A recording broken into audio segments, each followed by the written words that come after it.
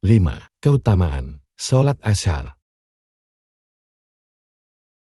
Bismillahirrahmanirrahim. Salat asar penting banget dalam agama kita, gak boleh lupa.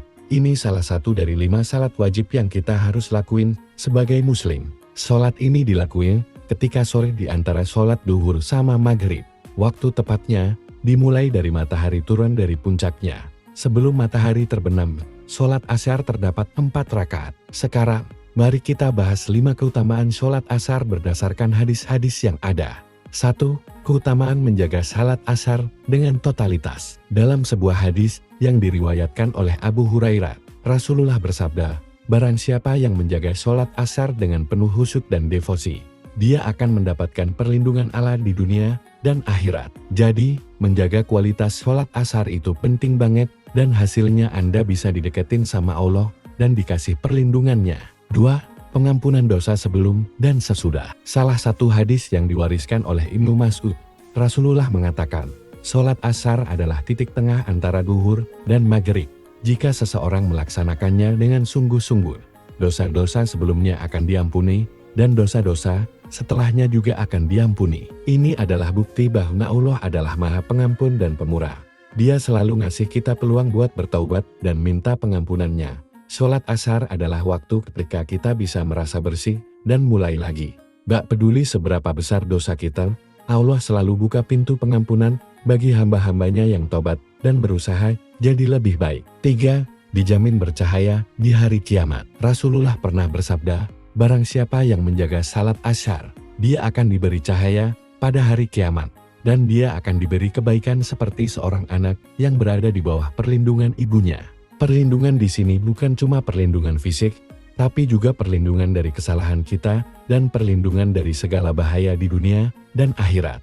Perlindungan ini akan memberimu ketenangan batin dan keyakinan bahwa Allah selalu ada untukmu dalam segala situasi. Itulah perlindungan yang bisa kamu dapatkan dengan menjaga sholat ashar dengan sungguh-sungguh. 4. Menghadirkan kebahagiaan dalam hidup.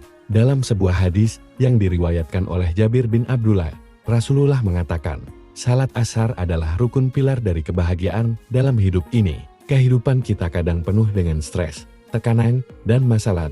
Sholat asar adalah waktu ketika kita bisa melepaskan semua itu dan merasa dekat dengan Allah. Ini adalah saat ketika kita merenungkan arti sejati kebahagiaan, yaitu mendekatkan diri kepada Allah dan menjalani hidup sesuai dengan. Jadi, saat kamu menjaga sholat asar dengan sepenuh hati, kamu bukan hanya menjalani ibadah rutin, tapi juga menciptakan pondasi untuk kebahagiaan sejati dalam hidupmu. Kehidupan yang penuh dengan ketaatan kepada Allah adalah kunci untuk meraih kedamaian dan kebahagiaan.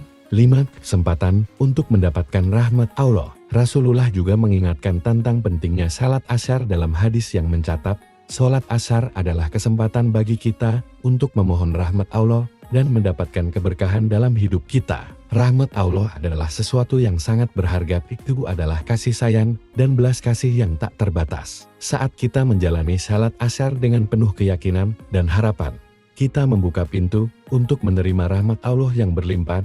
Kita merasa didengar oleh Sang Pencipta, dan kita merasa bahwa setiap doa dan permohonan kita memiliki makna yang mendalam. Jadi intinya, sholat asyar itu bukan sekadar rutinitas harian.